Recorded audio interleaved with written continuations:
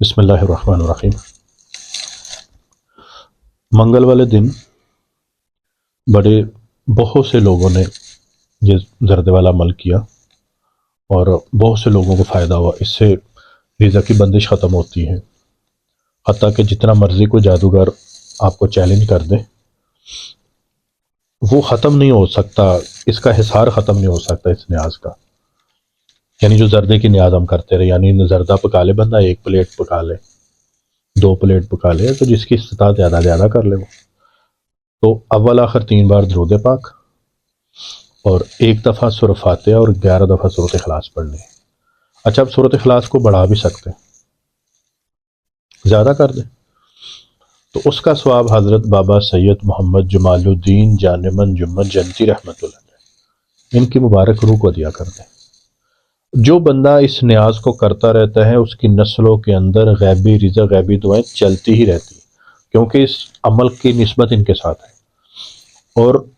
ہم نے تو جب یہ کرنا شروع کیا تو بابا جی کی طرف سے ایک اور عنایت اور ایک اور کرم ہوا کہ جو سندل کے شربت پر یہی عمل کرے گا اور 7 دن وہ لگاتار کرے، یعنی منگل کو شروع کرے، منگل بدھ جمعرات جمعہ ہفتہ اتوار سوموار اور آگے اگلا منگل تک، یعنی منگل سے منگل جو بندہ یہ عمل کرے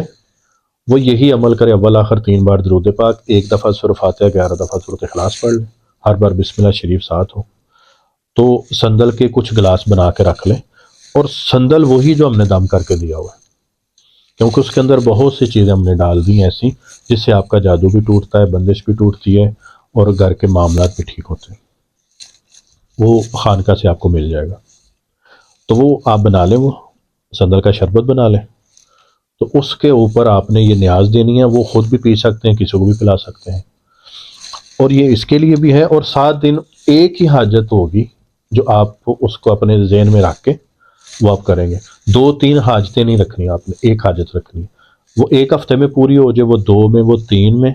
بعض کا جلدی، بعض کا تھوڑی تخیر بھی ہو جاتی ہے اللہ کی حکمت کے تحت، تو آپ نے وہ عمل نہیں چھوڑنا، اس میں ناغہ نہیں آنا چاہیے، ٹھیک ہے۔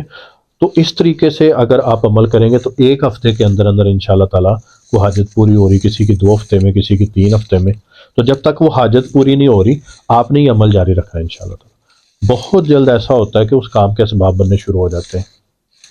تو آپ نے یہ عمل کرنا۔ اچھا، سورۃ اخلاص کس کی بڑھا بھی سکتے ہیں آپ، ٹھیک ہے، تو یہ عمل کریں۔ اور اس کے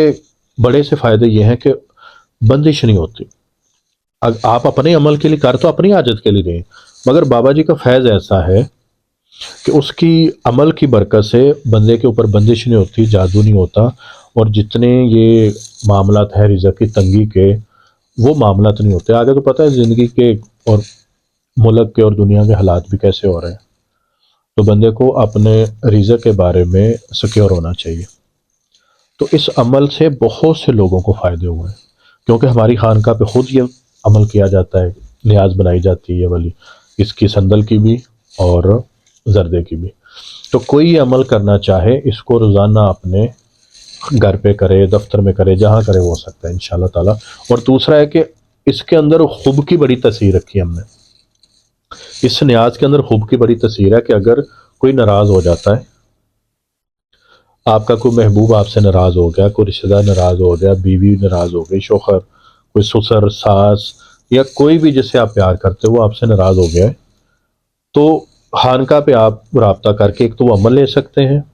جسے خوب کا عمل کہتے ہیں، وہ لے لیں، اور باقی یہ سارا طریقہ کار سمجھ لیں ان سے، تو انشاءاللہ تعالیٰ وہ سارا آپ کو گائیڈ کر دیں گے۔ تو اس سے کیا ہوگا کہ آپ اگر وہ قریب ہے تو اسے پلا دیں، اگر دور ہے تو خود اس کی نیت سے پی لیں، تو انشاءاللہ تعالیٰ اس کے دل کے اندر جو نفرتیں ہوں گی وہ بھی ختم ہو جائیں گی۔ آپ اپنے دفتر میں کوئی مسئلہ اس کے لیے کر سکتے ہیں، اگر آپ کو کوئی باس آپ کا تنگ کر رہا ہے اس کے لیے کر سکتے ہیں، اگر کوئی افسر تنگ کر رہا ہے اس کے لیے کر سکتے ہیں، یعنی اگر آپ کی عقل کام کرتی ہے، میری عقل کام کرتی ہے، تو ہم بہت سے فائدے اس سے بہت سے فائدے اٹھا سکتے ہیں ہم اس سے انشاءاللہ تعالیٰ۔ اور یہ بڑے باکمال عمل ہے انشاءاللہ، اور سب کو اس کی اجازت ہے۔